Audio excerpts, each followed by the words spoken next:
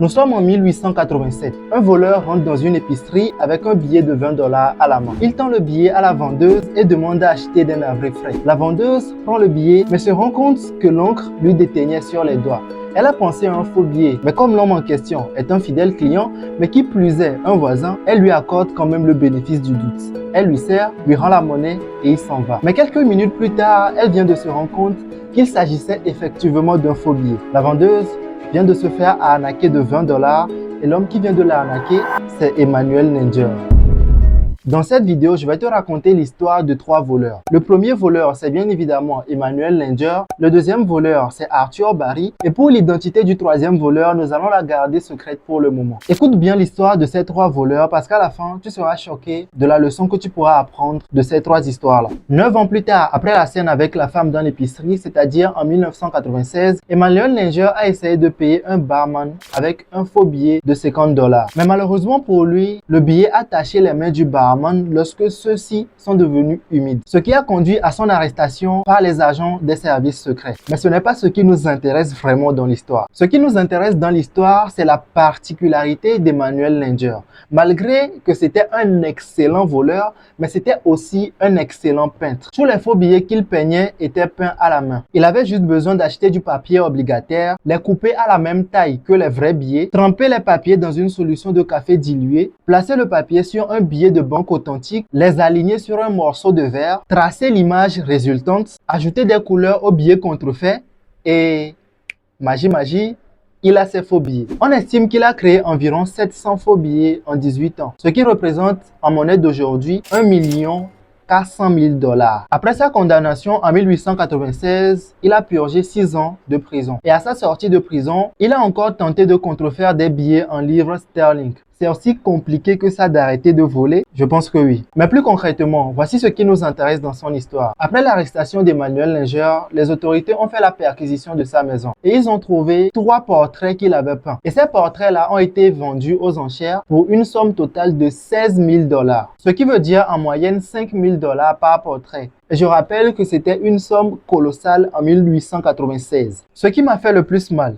c'est que Emmanuel Langer lui-même, il a avoué après que ça lui prenait autant de temps pour peindre un billet de 20 $ que pour peindre un tableau de 100 000 $. Je ne sais pas si vous vous rendez compte un peu du paradoxe. Ça vous prend 2 semaines pour gagner 20 $ de façon illégale, alors que ça vous prend également 2 semaines pour gagner 100 000 $ de façon légale, mais vous préférez gagner 20 $ de façon illégale et vous attirez beaucoup de problèmes.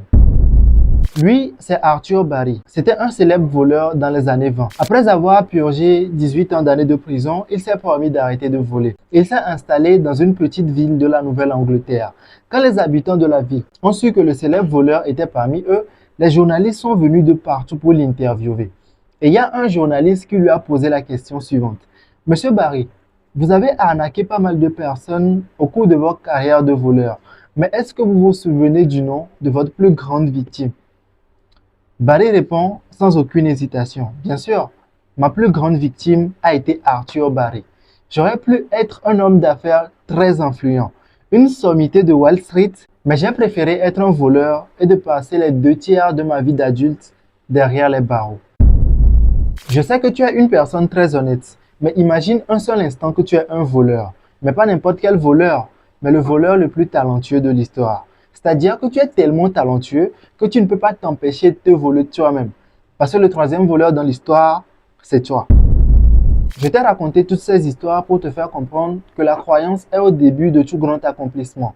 Si tu ne crois pas en toi-même, alors tu es le plus grand de tous les voleurs. Si tu as du potentiel et que tu n'oses pas l'afficher, alors il n'y a aucune différence entre toi et Arthur Barry ou entre toi et Emmanuel Langer. Tu seras peut-être étonné de m'entendre dire ça, mais si tu as bien suivi l'histoire, alors tu comprends très bien de quoi je veux parler. Arthur Barry a reconnu lui-même qu'il était sa plus grande victime.